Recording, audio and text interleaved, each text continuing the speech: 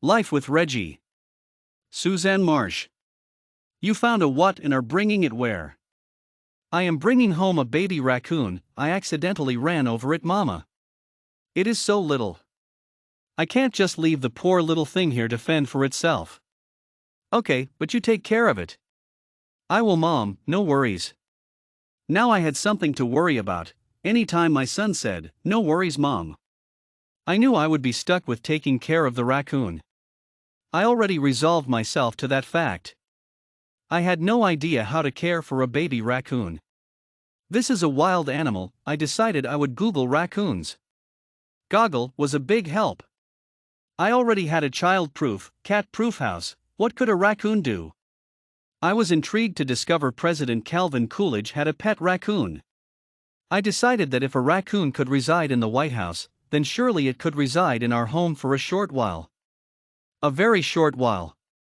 I checked the house. The baby locks were still on the cabinets. I found the baby gate and put it across the stairs going up to the bedrooms. The basement door was closed. I wondered what this little creature could sleep in. Google didn't really mention anything about bedding a raccoon down. It was so small, I wondered what to feed this little being. Once again, Google came to the rescue. I made a quick trip to a farm store where I purchased a farm baby bottle and KMR kitten milk replacement. The clerk handed me a pamphlet about raccoons, showed me where the items were that I needed. That was all well and good, but I still had no idea what to expect. 45 minutes later, my son Todd arrived home, with this tiny little ball of fur. It peered up at me with one little eye open. That was my introduction to Reggie, aka Reginald, aka Oh No You Don't. We settled him in his box, all nice as snuggly. I had followed the prescribed building of a raccoon nest. I then showed my son the baby bottle and the kitten formula, informing him he would have to feed the little creature every 2 hours, 6 to 8 cc's. He stared blankly at me. Mom, I can't do that. I wouldn't get any sleep. How could I get up and go to school? I knew this would happen. Good old mom gets stuck with another project. All right, Todd, I'll tell you what I will do. I will feed little Reggie here during the week. On weekends you take care of him. Oh, Mom. Don't know, Mom, me, you're the one that brought him home. That makes him your responsibility. Is it a deal or not? Well, okay, I suppose. How do you feed him anyway? I googled it. We have to warm the formula up, then we place him on his tummy. He will suck. We have to clamp a hand firmly over the muzzle, nose, mouth area. Then we rub his back to get him started. Mom, I can't do that. Oh, yes you can. We will do it together this time. Those words in the weeks to come would come back to haunt me. Reggie, those first 2 weeks, would wake every 2 hours like clockwork. The first night, Todd gave him his 10 o'clock feeding. So just like any newborn, Mom was up every 2 hours. The 3 o'clock feeding scared me. I thought I lost Reggie. I must have tucked him into the old flannel shirt by accident. He was fine. I was in a panic. So our lives continued. Reggie was growing and changing. He was now roughly 4 weeks old. He was eating every 4 hours, which beat every 2 hours. Todd still moaned and groaned on weekends because he had to feed the critter. I reminded him each time he was the one who brought it home. Reggie was now beginning to develop some personality. He liked to cuddle, which at times could be a problem. One evening as I was getting ready for bed, Reggie appeared. I sat down on the bed. Reggie climbed up my leg, seated himself in my lap. I put him back in his box, thinking that would be the end of it. Unsuspecting fool that I am, Reggie was now nearing adulthood, meaning he would begin his nocturnal jaunts. These jaunts quickly became the bane of our existence. The first night Reggie decided it would be interesting to see what was in the cupboards. I heard a loud bang. Whatever it wasn't good. I jumped out of bed with fireman-like haste, taking the stairs 2 at a time. Todd was hot my heels. The kitchen wasn't pretty. Reggie had emptied the flour container all over the tiled floor.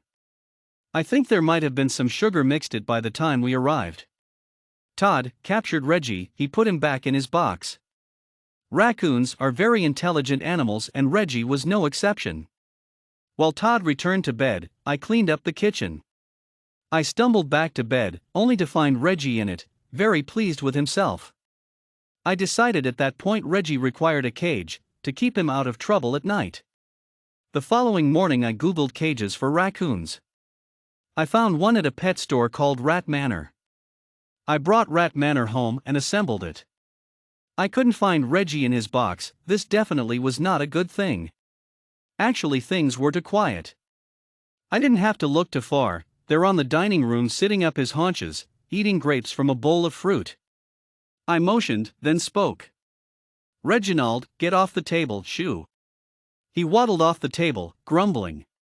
He followed me to the refrigerator, so I gave him some grapes. I then proceeded to put him in Rat Manor. He wasn't a happy camper by any stretch of the imagination. He chattered, then became quiet. Not more than 3 minutes after I put him in Rat Manor, he was out. This was not working here. I knew it was time to attempt to return Reggie to the wild. I just didn't have the heart to do it. I had actually become rather attached to him. Reggie's first Christmas was, well, a disaster from the moment the tree went up. Raccoons enjoy round shiny objects, and Reggie was no exception. I let him out of his cage, one eye Reggie proofed. Rat Manor had long since been discarded. Reggie took one look at the blue spruce Christmas tree, making a leap for the middle of the tree. The tree began to sway. I ran over to steady it. So far, so good. Reggie found a branch and settled in. That was all well and good until he decided that a very pretty sparkling Christmas tree ornament required a closer inspection. He reached out to grab it. The tree began to wobble. Before I could catch it, the tree fell. Ornaments were all over the floor, some broken, some not. Reginald. He knew he was in trouble. He sauntered over as if he did not have a care in the world. Todd came home later that evening. I was grumbling under my breath as I picked up the last of the pieces of several ornaments. "Hey, Mom, what happened?" "Reginald happened, that is what happened." "Now, Mom, you know you love him." "I tolerate him, Todd, nothing more." "I think we should return him to the wild." "Mom, apparently you forgot what that wildlife group told you. Remember? If you raise the raccoon to adulthood, you can't return it to the wild." "Yes, I remember." Reggie remained with us for almost 20 years, until his demise. No, I didn't help with his demise. Old age did that for me. Life with Reggie had a great many laughs, and just as many tears.